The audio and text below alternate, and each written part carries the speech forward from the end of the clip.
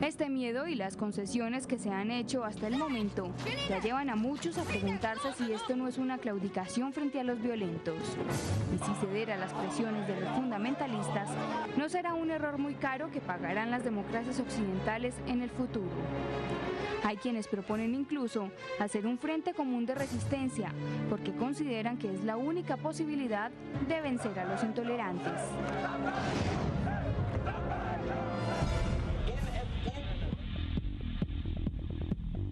Hagamos contacto con José Brechner, es analista político internacional y periodista, está vía Skype con nosotros desde Buenos Aires. Jorge, bienvenido a Suma la Noticia, gracias por acompañarnos. Gracias a ti, Hassan. Bueno, ¿está usted de acuerdo? ¿Cree usted que este chantaje extremista tiene arrinconado a Occidente? Totalmente, esto viene desde hace muchos años y es hora de ponerle freno. Se tiene que unir Occidente contra un enemigo que se aprovecha de la democracia para destruir la democracia. Este es un enemigo intolerante que quiere que nosotros seamos tolerantes con él. Y esas no pueden ser las reglas del juego con las que nosotros tenemos que jugar. Tenemos que jugar con las reglas del juego que ellos están imponiendo, que es la fuerza y ninguna otra. Bueno, hagamos contacto también con Anika Daniel, es investigadora del Centro de Estudios de Derecho, Justicia y Sociedad de Justicia. Anika, bienvenida, gracias por estar con nosotros. Bueno, buenas noches, muchas gracias. Bueno, Anika, ¿por qué razón usted está totalmente en desacuerdo con estas recientes decisiones? Y hablemos de la prohibición de la burka en Francia. ¿No deben los musulmanes acatar los principios y los ordenamientos legales de Occidente? Sí, pues yo creo que claramente cualquier grupo, cualquier persona que llegue a otra sociedad debería adaptarse a esa sociedad, pero eso no significa que esa persona debería anular todo lo que ha sido desde entonces, todo lo que es, digamos, y adaptarse no significa dejar de ser lo que le pertenece de su cultura. Por ejemplo, en las constituciones europeas pues no hay nada que diga que hay un código de vestimenta, por ejemplo en este caso de la prohibición de la burka, pero sí lo que hay en las constituciones europeas, hay unas garantías de unos derechos básicos como la libertad de religión, la libertad de expresión, el libre desarrollo de la personalidad, y ahí pues sí está garantizado que las personas se pueden vestir como quieran vestirse. Anika, vamos allá, un poco más allá de la prenda. ¿Usted no cree realmente que hay un chantaje extremista? Y miremoslo desde esta posición. Todos los actos que se han vuelto amenazas frente al Islam radical, y podemos hablar hasta de cosas muy sencillas, como lo que estábamos viendo en España, la construcción de una discoteca, donde se construye un minarete y donde se pone el nombre La Meca, inmediatamente recibe atentados y se dice, si no cambian ese nombre inmediatamente esto va a ser pulverizado. ¿Usted no cree que eso es un chantaje extremista? Yo creo que hay casos de chantajes extremistas desde el Islam, pero también desde otras religiones y otros grupos que tienen motivos políticos. Y creo que ahí en esos casos sí hay que defender pues las libertades que cada uno tiene de, por ejemplo, tener un negocio con un cierto nombre. Pero digamos en el caso de las caricaturas, pues la libertad de religión significa la libertad que cada uno tiene de ejercer su religión, pero no hasta imponer esa religión a otras personas. Y esa libertad de religión también exige cierto respeto desde los demás, de respetar la religión de esa persona. Vamos a mirar ese punto justamente. A ver, Juan Carlos, ¿usted cree que se están violando esos derechos? Digamos, cuando en Francia viene el gobierno y dice no se puede usar la burka, o todo lo contrario, lo que estamos es frente a un gobierno que está planteando una posición muy rígida y está diciendo, estamos en Occidente, si ustedes están en Occidente tienen que acatar y seguir los lineamientos de este país.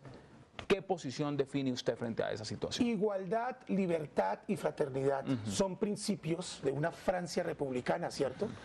Llama la atención que sean las democracias occidentales que se prestan de ser muy liberales, que se prestan de respetar los derechos humanos y las creencias, que vengan a imponer este tipo de leyes.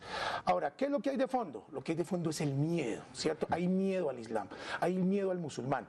Ahora, ¿qué me parece a mí que está pasando acá? Me parece que las democracias occidentales también están cometiendo ciertos excesos. ¿Por qué? ¿Qué necesidad hay de ridiculizar esta religión? Si esta religión tiene estos elementos intolerantes, como los decía ahora José desde la Argentina, Jorge, ¿por qué tenemos que estar entonces humillándolos desde los diarios? ¿Por qué tenemos que estar exaltando esa humillación? Porque es que somos libres. Me parece que hay una serie de provocaciones innecesarias. Bueno, y si son esas provocaciones, vamos a preguntarle también a Jorge en un minuto y a Mauricio. ¿Se puede entonces contrarrestar eso simplemente haciendo amenazas terroristas y diciendo, ustedes no nos están respetando, lo que vamos a hacer sencillamente es volarlos? A ver, nosotros tenemos que entender que las sociedades islámicas y particularmente las radicales son pueblos que están más o menos en el equivalente al siglo XIV de nosotros, digamos, de los occidentales, en los cuales también cometimos muchos errores en contra de los derechos humanos y cosas de ese estilo. Entonces me parece que el chantaje simplemente es una forma de defenderse que obviamente no es justificado, ¿cierto?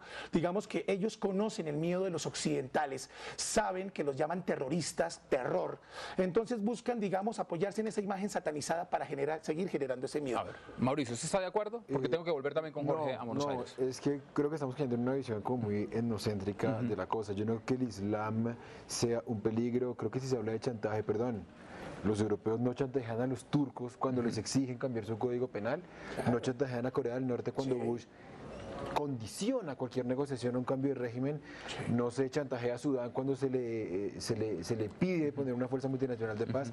Entonces yo creo que estamos mirando también con Egipto. Gran contradicción con Egipto incluso.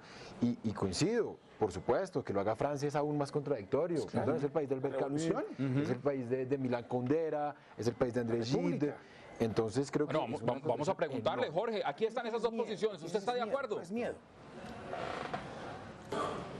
José. Sí, perdón. No estoy de acuerdo con, escuché solo la penúltima parte y no estoy de acuerdo en absoluto con que nosotros estemos ridiculizando al Islam, es al revés este asunto. En el mundo occidental nosotros nos damos el lujo de ridiculizar absolutamente a todas las religiones y de reírnos de nosotros mismos. Sin embargo, ellos no permiten que se haga lo mismo con su religión, mientras ellos sacan caricaturas antisemitas y antioccidentales, anticristianas por todo lado. No solamente eso, incitan a su gente a matar a gente que no sea de su propia religión. De manera que nosotros no tenemos por qué someternos a las imposiciones de ellos en países donde ellos son inmigrantes y han sido muy bien recibidos. Es lo que ha sucedido en Europa y lo que está sucediendo en Estados Unidos y ahora en América Latina. Pero usted cree que realmente, José, ¿usted cree realmente que ese es el tema de fondo? Porque hay un temor también, y es un temor latente frente al tema de la inmigración, es un temor latente en Europa frente al tema del Islam como religión que se está tomando ya prácticamente como una mayoría, no en este momento, pero sí posiblemente en los próximos 40 años, y es un tema migratorio que tiene una gran connotación para Europa. ¿Cree usted realmente que esos temas de fondo no se están debatiendo también? Por supuesto, ellos están tratando de tomar el mundo. No nos olvidemos que de acuerdo al Islam, el Islam es la única religión verdadera que tiene que conquistar a los demás. Islam significa sumisión, significa que todos tenemos que someternos a los mandatos de ellos. Y eso no tiene por qué suceder. Europa se tiene que defender y América Latina se tiene que defender. Y ahora estamos viviendo un problema muy serio en América Latina porque Brasil le abrió las puertas a Irán, que es el único estado verdaderamente teocrático en el mundo musulmán, porque tú acabas de hablar hace un rato acerca de las elecciones en Egipto. En Egipto no se vive una teocracia. Tampoco se puede decir que hay una teocracia en Marruecos o en Jordania. No, pero estamos hablando de una dictadura, que es algo de una connotación muy interesante frente al mundo occidental, que no tiene que ser con teocracia, pero una dictadura sí la entendemos muy bien en Occidente. Ahora, quiero plantearle a Anica también esa pregunta. Anica, ¿usted cree, como está diciendo José, que es el Islam el que se está tomando al mundo y se lo va a tomar como si fuera la fuerza?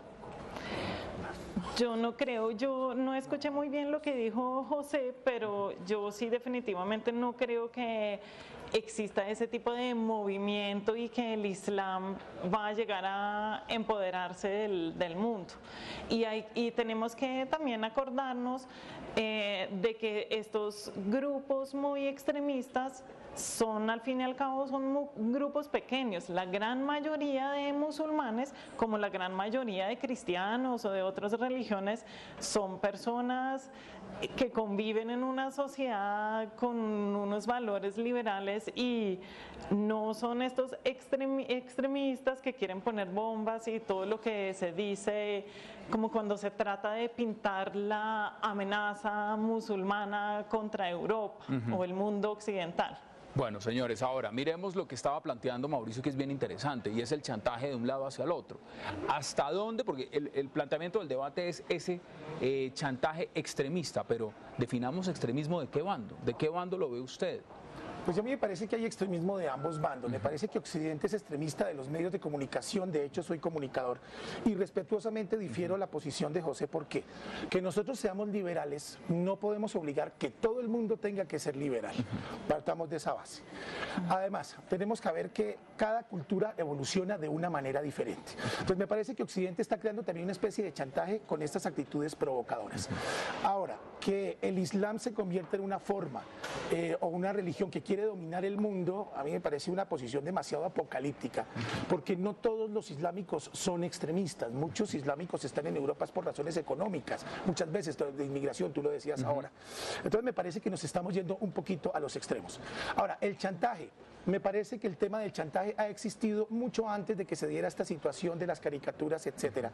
Si mira lo que ha pasado con Al Qaeda, además yo soy de las personas que creo que esto es algo que se le está devolviendo a Occidente. Si bien el Islam no es una religión, digamos, tan santa como se pinta, es cierto que Occidente también ha cometido muchos abusos allá. Ahí está la pregunta, ¿qué religión realmente es tan santa? Ahora vuelvo con usted, Mauricio, vamos a hacer nuestra última pausa de esta noche y ya volvemos con las conclusiones de este debate. 11:22 p.m. en Washington. Mauricio, empiezo con usted. 25 segundos para concluir este debate. ¿Tiene de dónde agarrarse? Listo. No, básicamente cierro con una idea muy general. El escritor ruso, Alexander Solzhenitsyn, hablaba de humanismo despótico para referirse un poco al imperio de la razón, que es lo que prolifera en Occidente y es lo que ha derivado en que se vea la religión de una manera tan peyorativa. Creo que es una forma muy peligrosa de asumir las cosas como lo hace nuestro amigo que está en Buenos Aires. Vamos a darle la palabra. José, adelante. 25 segundos también. Bueno, lamentablemente no escuché lo que dijo el colega, pero lo que quiero sí apuntar muy claramente es que no existe una diferencia entre Islam extremista y Islam no extremista. No existe el Islam laico. No puedes decir soy islamista laico. Jamás en la historia ha existido una manifestación o una demostración por parte de los musulmanes a favor de la paz o a favor de la convivencia. El Islam es Islam y es igual para todos y significa que todos tienen que someterse a sus leyes. Nosotros no tenemos que aceptar eso porque nos van a ganar, son más que nosotros. Son mayoría. Son 25% de la población del mundo. Bueno, ahí está. ¿Comparte esa posición? No la comparto. Definitivamente nosotros no podemos juzgar a todos los islámicos con el mismo rasero. Y creo que Occidente no puede responder a una yihad islámica de unos pocos, ¿cierto?, con otra yihad cristiana o judía o laica. Es decir, no podemos, es decir, si hacemos lo mismo, estamos reproduciendo el mismo error de ellos. Me parece que los extremismos no llevan a nada. Anica, adelante. Tiene usted la última palabra, 25 segundos. Sí, señor. Pues de acuerdo con Mauricio, creo que hay que también tener en cuenta que se terminan limitando las mismas libertades o los mismos derechos que son supuestamente aquellos valores que se quieran defender.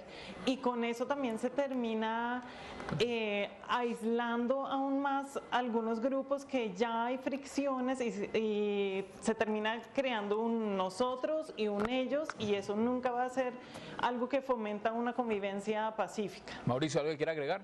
Quedan 10 segundos.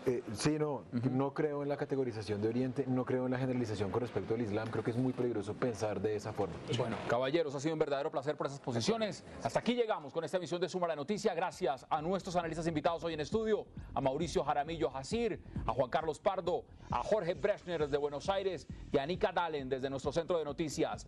A todos nuestros contactos alrededor del mundo y a usted, nuestros televidentes, gracias. Hasta una próxima oportunidad.